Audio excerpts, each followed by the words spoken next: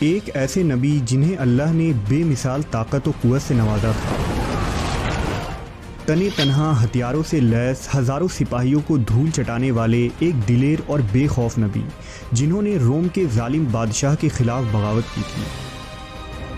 اس دلیر بندے کو آپ کی بیوی نے ہی کیوں فریب دیا اور اس کا کیا انجام ہوا؟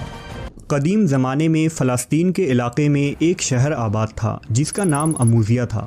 اموزیہ اس وقت یونان کی وسیع سلطنت کا حصہ تھا اور یہاں کے لوگ پتھروں کی بڑی بڑی عمارتیں بنا کر بڑی شان سے رہتے تھے۔ یونانی مذاہب اور عقائد یہاں کے لوگوں پر بہت زیادہ اثر انداز تھی، لہذا وہ ستاروں، پتھروں اور یونانی دیوتاؤں کے بت بنا کر اس کی پوجا کیا کرتے تھے۔ ان کے مذہبی رہنماؤں نے مختلف دیوتاؤں کے نام رکھے ہوئے تھے، جن میں بارش، طوفان، سورج، چاند، رزق اور طاقت کے الگ الگ دیوی دیوتا تھے۔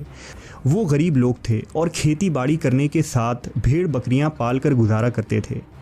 فوتاح کے سپاہی اکثر ان دیہاتوں پر حملہ کرتے اور ان کے بھیڑ بکریاں، مال و زر لوٹ لیتے۔ ظلم کی انتہا یہ تھی کہ وہ یہودی مردوں کو بھی قتل کر دیتے تھے اور عورتوں کو اپنی کنیز بنا لیتے اور ان پر طرح طرح کے ظلم ڈھاتے۔ بنی اسرائیل کمزور تھے اور فوتاح کے لشکر کو شکست نہ دے سکتے تھے۔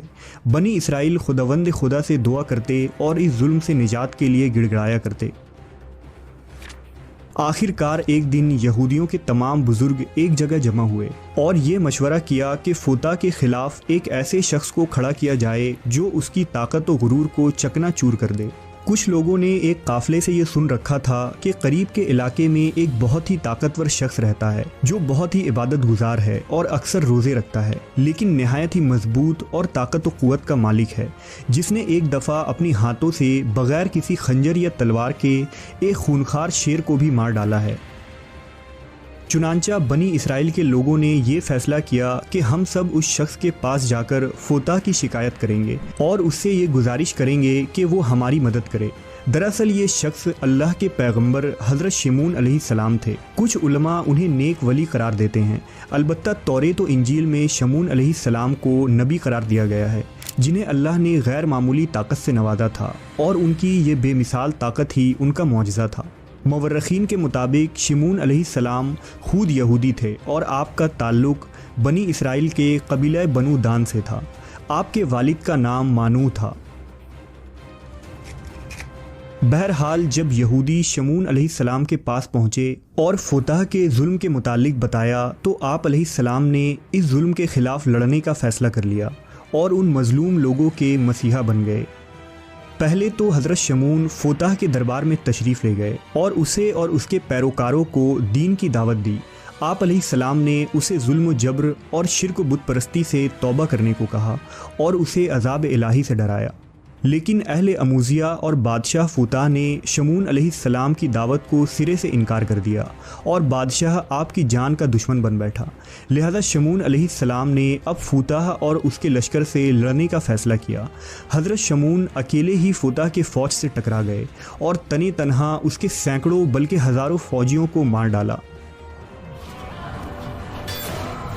جب فوتاح کو اس کی خبر ہوئی تو وہ گھبرا گیا اور حیران رہ گیا کہ کوئی انسان اس قدر طاقتور کیسے ہو سکتا ہے جو ایک ایسی فوج کو اکیلے شکست دے دے جنہیں آج تک کوئی شکست نہ دے پایا ہو۔ فوتاح نے اپنے سپاہیوں کو حکم دیا کہ شمعون کو ایک لوہے کے جال میں پھنسا لیں۔ لہذا جب دوسری مرتبہ جنگ ہوئی تو سپاہیوں نے آپ علیہ السلام کو جال میں پھنسا دیا، لیکن شمعون علیہ السلام اس قدر طاقتور تھے کہ آپ نے اس لوہے کے زنجیر نما رسیوں کو بھی توڑ ڈالا۔ حضرت شمعون نے فوتاح اور آپ کے فوجیوں کو خبردار کیا کہ اگر انہوں نے عام لوگوں پر ظلم و ستم بند نہ کیے تو وہ اس طریقے سے نقصان اٹھاتے رہیں گے اور تباہ و برباد ہو جائیں گے۔ اب شمعون علیہ السلام یہودیوں کے مسیحا بن چکے تھے اور پورے روم و یونان میں آپ کی شہرت عام ہو چلی تھی۔ اب جہاں کہیں بھی فوتاح کی فوج ظلم کرنے جاتے، شمعون علیہ السلام وہاں پہنچ جاتے اور انہیں وہاں سے مار کر کھدیڑ دیتے۔ کہتے ہیں کہ شمعون علیہ السلام ہر سال تقریباً 4 مہینے برابر فوتاح کی فوج سے جنگ و جہاد کرتے اور باقی وقت عبادت الہی میں مشغول رہتے۔ روایت ہے کہ شمعون علیہ السلام کی بیوی نہایت ہی نیک اور پارسا عورت تھی جو آپ کی حمایت کیا کرتی تھی۔ کافروں نے آپس میں مشورہ کیا کہ شمون کی بیوی کو فریب دے کر ہی انہیں شہید کیا جا سکتا ہے، لہذا حضرت شمون کی غیر حاضری میں بادشاہ اموزیہ کا وزیر آپ کی بیوی کے پاس آیا اور کہنے لگے کہ بادشاہ فوتا تمہیں اپنی ملکہ بنانا چاہتا ہے اور عیش و عشرت کی زندگی دینا چاہتا ہے، لیکن اس کے لیے تمہیں یہ کام کرنا ہوگا کہ اپنے شوہر شمون کو کسی بھی طرح سے مارنا ہوگا۔ چنانچہ کافروں کے فریب میں آ کر وہ راضی ہو گئی اور اس کے دل میں مال و دنیا کی لالچ جاگ اٹھی۔ ایک رات حضرت شمون کی بیوی نے سوتے وقت حضرت شمون کو ایک زنجیر میں باندھ دیا۔ جب حضرت شمون اٹھے تو ہاتھ پاؤں اٹھتے ہی زنجیر ٹوٹ گئی۔ اس بات کی خبر بادشاہ کو پہنچی کہ شمون نے زنجیر کو بھی اپنی طاقت سے توڑ ڈالا ہے۔ تب شاہ اموزیہ بولا کہ لوہے کی زنجیر سے اور کوئی چیز مضبوط نہیں ہے۔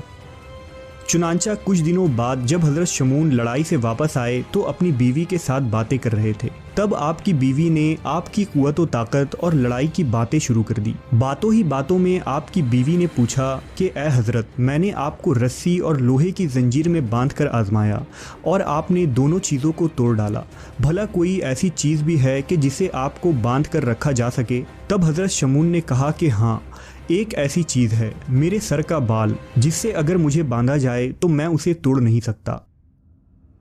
لہٰذا جب رات ہوئی اور شمون علیہ السلام سو گئے تو آپ کی بیوی نے آپ کے بالوں کو کاٹ دیا اور انہی بالوں کا رسی بنا کر آپ کے ہاتھ پاؤں کو مضبوطی سے باندھ دیا۔ جب وہ نیند سے اٹھے تو اپنی بیوی سے پوچھا کہ مجھے کس نے یوں باندھ رکھا ہے؟ بیوی نے کہا کہ میں نے ہی باندھا ہے۔ حضرت شمون نے کہا کہ اگر میں ذرا سا بھی ہلوں یا زور کروں تو میرے جسم کی تمام ہڈیاں درہم برہم ہو جائیں گی، لیکن آپ کی بیوی نے شاہ اموزیہ کو اس بارے میں پہلے ہی خبر دے دی تھی۔ پس اس رات بادشاہ کے سپاہیوں نے آپ کے گھر کو چاروں طرف سے گھیر لیا۔ انہوں نے شمون علیہ السلام کی آنکھیں نکال لیں اور زبان کاٹ کر انہیں بادشاہ کے دربار میں لے گئے۔ جب انہیں فوتا کے دربار میں لایا گیا تو اموزیہ کے لوگ یہ منظر دیکھ رہے تھے اور وہاں شدید ہنگامہ مچا ہوا تھا۔ کوئی شخص کہتا تھا کہ اس نے میرے باپ کو مارا ہے، کوئی شخص کہتا کہ یہ میرے بھائی کا قاتل ہے۔ غرض ہر شخص جو وہاں موجود تھا کوئی نہ کوئی دعویٰ کرتا اور سب حضرت شمون علیہ السلام کے دشمن تھے۔ بادشاہ کے حکم سے شمون علیہ السلام کے ہاتھ پاؤں توڑ دیے گئے اور انہیں اٹھا کر دریا کے کنارے ڈال دیا گیا۔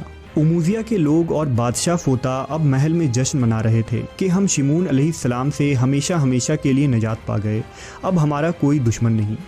لیکن ادھر حضرت جبرائیل علیہ السلام نے اللہ کے حکم سے شمون علیہ السلام کو ہوا پر اٹھا لیا۔ آپ کے ہاتھ، پاؤں، آنکھ اور جسم کے مختلف اعضاء ٹھیک ہونے لگے۔ جبرائیل علیہ السلام نے فرمایا، اے شمون، اٹھ کھڑے ہو خدا کے حکم سے، اور اللہ نے تمہیں بہت طاقت و قوت دی ہے۔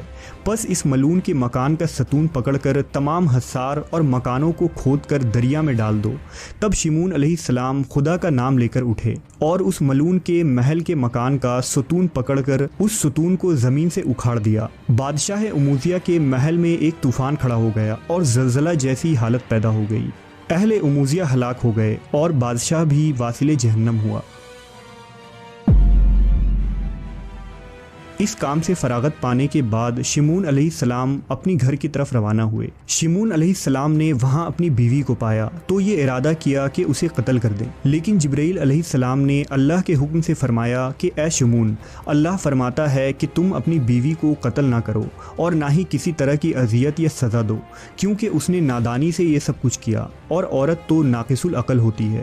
پس شاہ اموزیہ کی تخت اور بادشاہی میں شراکت کی دی ہوئی لالچ میں آ کر اس نے اموزیہ کی صلاح سے یہ سب کیا تھا، لیکن اب اس نے توبہ کر لی ہے اور ندامت کے آنسو بہائے ہیں۔ پس تم اپنی بیوی کی غلطی کو معاف کر دو اور اس کے ساتھ پیار و محبت سے رہو۔